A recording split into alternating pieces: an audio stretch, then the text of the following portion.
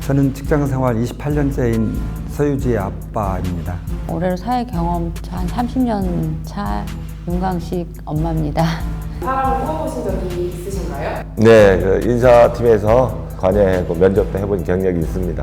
네, 경험이 꽤 있습니다.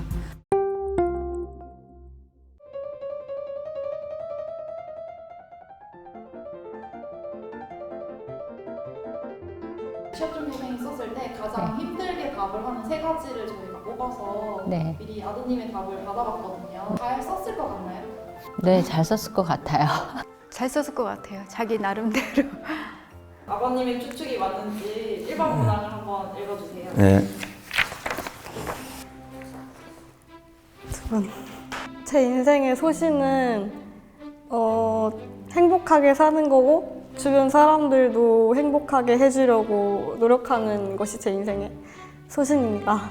잘 모르겠는데.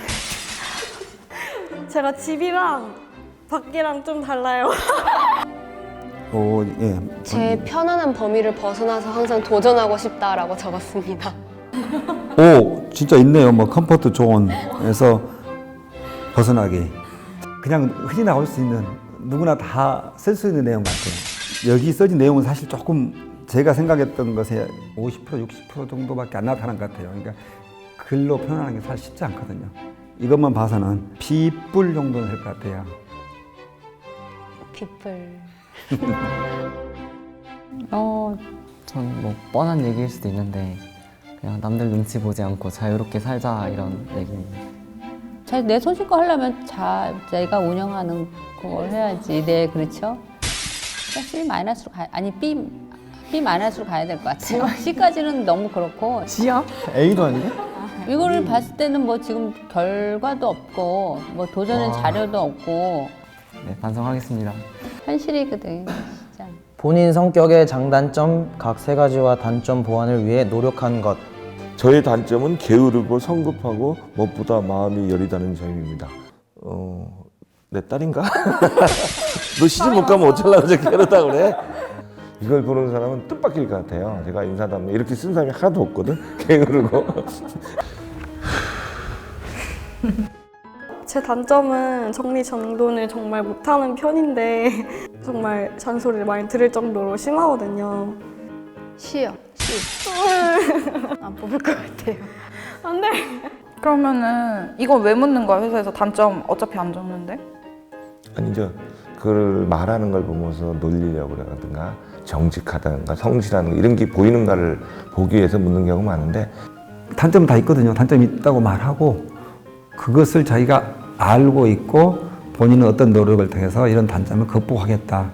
가장 인생에서 힘들었던 순간과 이를 극복한 경험. 뭐 이런 내용을 가지고 뭐 깊은 대화를 나눠보진 않았는데 솔직히 대한민국 남자 아버지들이 딸이 뭐가 힘든지 잘 몰라요.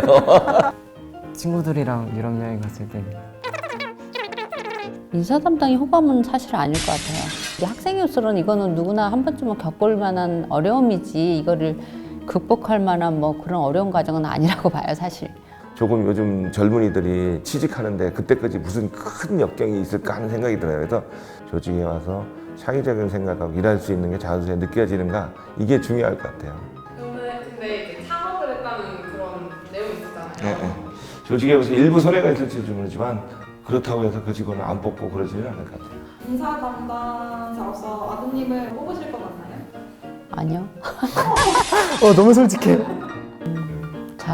사실은 자소서는 형식상인 부분이 많은 것 같아요. 제가 연배로서 보면 경험치로 보면은 사람은 이 자소서가 전부 100% 그 사람을 대변할 수는 없으니까 겪어봐야 사람을 모르는 거거든요, 사실은.